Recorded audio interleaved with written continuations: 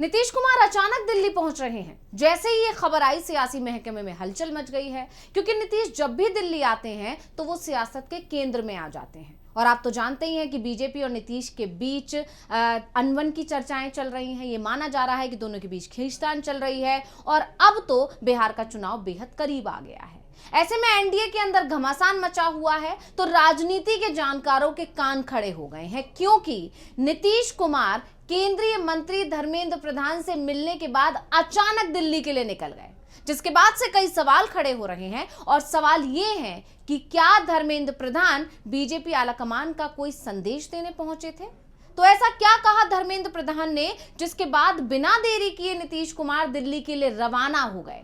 इन सवालों पर ही हम अपनी इस स्पेशल रिपोर्ट में करेंगे चर्चा। नमस्कार, मैं हूं अंशिता। बिहार में वोटर अधिकार यात्रा निकल रही है, आप सभी जानते हो, और इस यात्रा में विपक्षी एकजुटता साफ साफ दिखाई दे रही है। राहुल गांधी और तेजस्वी यादव के नेतृत्व में इस यात्रा को जो जन समर्थन मिल रहा है, उसने एनडीए में हलचल बढ़ा दी है। राहुल गांधी की वोटर अधिकार यात्रा ने बीजेपी आलाकमान की नींद उड़ा रखी है। ऐसा हो भी क्यों ना? एक तरफ तो विपक्ष सिर्फ बिहार ही नहीं, पूरे देश में एकजुट नजर आ रहा है। बिहार चुनाव होने हैं आने वाले कुछ समय में, और उसके लिए अभी से पूरा इंडिया एकजुट होकर चुनावी मैदान में है। वहीं दूसरी तरफ सत्ताधारी एनडीए में तो अभी तक ये भी नहीं पता कि गठबंधन में कौन सा दल रहेगा और कौन सा दूरी बना लेगा। एक तरफ महागठबंधन की बैठकों पर बैठकें हो रही हैं, लगभग 6 बैठक अभी तक हो चुकी हैं, और 6वीं बैठक में ही बिहार में वोटर अधिकार यात्रा निकालने का फैसला किया गया, और वो भी राहुल गांधी के नेतृत्व में। वहीं दूसरी तरफ सामंजस्य इतना अच्छा दिखाई दे रहा है कि तेजस्वी यादव राहुल का नेतृत्व स्वीकार कर रहे हैं, तो कांग्रेस की तरफ से लालू यादव का नेतृत्व स्वीकार किया जा रहा है, यानी मिलकर फैसले लिए जा रहे हैं। वहीं दूसरी तरफ सत्ताधारी एनडीए में अभी तक एक बैठक भी नहीं हुई, और तो और सभी दलों के बीच खींचतान दिख रही है। चिराग पासवान अपना दबाव बनाने की कोशिश कर रहे हैं, जीतन राम मांझी अपना दबाव बना रहे हैं, और वहीं नीतीश कुमार तो सीट बंटवारे पर भी दबाव बनाना चाहते हैं, साथ ही सीएम फेस को लेकर भी अपना दावा लगातार ठोक रहे हैं। ऐसे में नीतीश और बीजेपी के बीच खींचतान की खबरें सबसे ज्यादा हैं, क्योंकि बिना नीतीश के बीजेपी का बिहार जीतना मुश्किल ही नहीं, नामुमकिन है। और इन सब के बीच में दोनों के बीच जो खींचतान है वो किसी से छिपी भी नहीं है। अब मोदी के बिहार दौरे के तुरंत बाद धर्मेंद्र प्रधान का नीतीश से मुलाकात करना और फिर नीतीश का दिल्ली पहुंच जाना सोचने पर मजबूर तो करता है कि आखिर बिहार एनडीए में चल क्या रहा है। सवाल उठ रहे हैं कि क्या बीजेपी आलाकमान ने धर्मेंद्र प्रधान के जरिए नीतीश तक संदेश पहुंचा दिया है कि बिहार में अगर एनडीए की सरकार बनी तो सीएम बीजेपी का होगा, या फिर सीट बंटवारे को लेकर बीजेपी ने अपना फैसला नीतीश कुमार को बता दिया है, जो नीतीश कुमार को पसंद नहीं आया, और वो आनन फानन में दिल्ली निकल गए कि अब बात आर पार की होगी क्योंकि समय नहीं बचा है। दरअसल सुबह सुबह सीएम नीतीश से मिलने केंद्रीय शिक्षा मंत्री धर्मेंद्र प्रधान सीएम आवास पहुंच गए। इस दौरान उनके साथ डिप्टी सीएम सम्राट चौधरी भी थे और भाजपा के एमएलसी भी मौजूद रहे थे।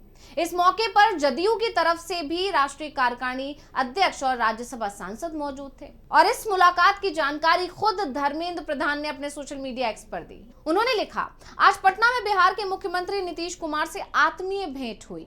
बिहार के सर्वांगीण विकास, प्राचीन गौरव और वैभव को पुनर्स्थापित करने पर सार्थक चर्चा हुई।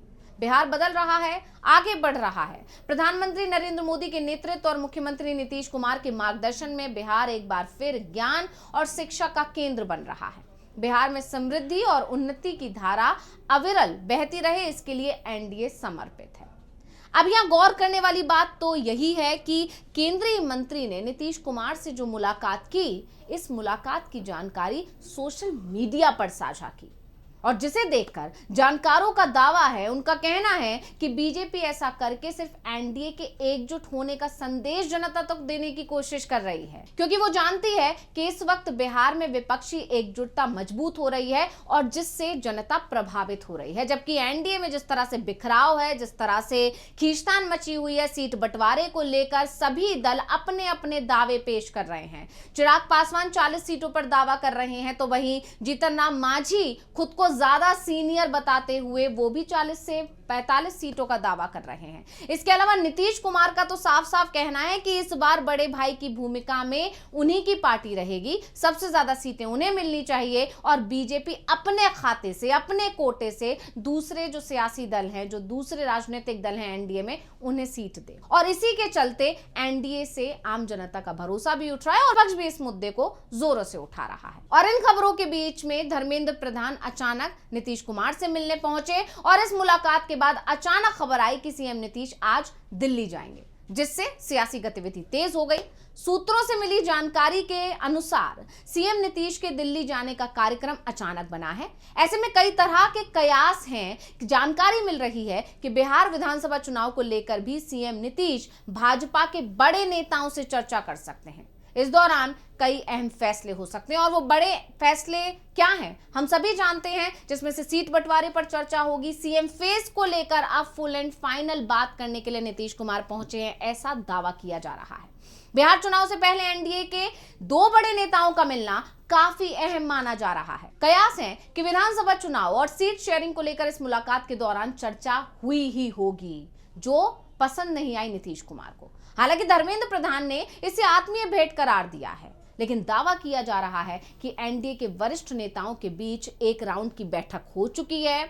उस बैठक में कुछ फैसले लिए गए हैं, जो फैसले नीतीश कुमार को बताए गए हैं, क्योंकि इस बैठक के बाद सीटों को लेकर एक्सरसाइज शुरू कर दी गई है। प्रधानमंत्री नरेंद्र मोदी के कार्यक्रम के बाद धर्मेंद्र प्रधान ने सीएम नीतीश से मुलाकात की है। ऐसे में प्रधानमंत्री के कार्यक्रम में भी नीतीश कुमार शामिल हुए थे और यह भी चर्चा थी कि सीट बंटवारे को लेकर बात आगे बढ़ेगी, सीएम फेस को लेकर कुछ फैसला होगा एनडीए के अंदर। और अब पीएम मोदी वापस दिल्ली पहुंचते हैं, उसके बाद धर्मेंद्र प्रधान पहुंच जाते हैं नीतीश से मिलने। ऐसे में यह माना जा रहा है कि धर्मेंद्र प्रधान के दौरे के बाद इसमें गति आने की संभावना है। वहीं बिहार विधानसभा चुनाव की बात करें तो अब इसमें बहुत ज्यादा समय नहीं बचा है। 30 सितंबर को चुनाव आयोग की ओर से अंतिम वोटर लिस्ट जारी हो जाएगी और उसके बाद चुनाव आयोग चुनाव तिथि की भी घोषणा कर देगा जल्दी ही। ऐसे में एक महीने से कुछ दिन अधिक अब चुनाव की घोषणा में समय बचा है। वहीं बिहार में अक्टूबर नवंबर में विधानसभा चुनाव होना है। खबर है कि नीतीश कुमार दिल्ली में 2 दिनों तक रह सकते हैं। ये दौरा ऐसे समय में हो रहा है जब बिहार में आगामी विधानसभा चुनाव को लेकर एनडीए का विधानसभावार कार्यकर्ता सम्मेलन भी दूसरी तरफ चल रहा है। नीतीश कुमार दिल्ली में बीजेपी आलाकमान से आगामी विधानसभा चुनाव पर चर्चा के लिए मुलाकात कर सकते हैं। मुलाकात होती है तो सीट शेयरिंग, चुनावी रणनीति आदि पर मंथन होना तय माना जा रहा है। आप जानते हैं कि इस साल के अंत में होने वाले विधानसभा चुनाव को लेकर तमाम दल तैयारियों में जोर शोर से जुटे हैं। एक तरफ बिहार में वोटर लिस्ट पुनरीक्षण अभियान, एसआईआर के खिलाफ राहुल गांधी और तेजस्वी यादव की वोटर अधिकार यात्रा चल रही है, तो दूसरी तरफ एनडीए का विधानसभा वार सम्मेलन चल रहा है। चुनावी वर्ष में अब तक 6 बार पीएम मोदी बिहार आ चुके हैं और उनका अगला दौरा सितंबर में फिर से हो सकता है, जब वो पटना मेट्रो का उद्घाटन करेंगे। ऐसे में पीएम मोदी के दोबारा बिहार आने से पहले सीट शेयरिंग पर और सीएम फेस को लेकर अब तस्वीर साफ हो जाए, इसी को लेकर नीतीश कुमार अब दिल्ली पहुंच गए हैं और ये माना जा रहा है कि नीतीश कुमार इस बार जब दिल्ली पहुंचे हैं तो आर पार की बात करने पहुंचे हैं और शायद बहुत जल्द ही कोई फैसला हो सकता है। नीतीश कुमार की या तो इच्छा मान ली जाएगी या फिर नीतीश कुमार कोई बड़ा एक्शन लेंगे। ऐसे में अब सभी की निगाहें नीतीश कुमार के 2 दिन के दिल्ली दौरे पर टिकी हुई हैं कि वो क्या ऐलान करने वाले हैं। तो स्पेशल रिपोर्ट आपको कैसी लगी हमें कमेंट करके अपनी राय जरूर दीजिएगा। इसी के साथ मुझे दीजिए इजाजत। देखते रहिए डीवी लाइव। नमस्कार।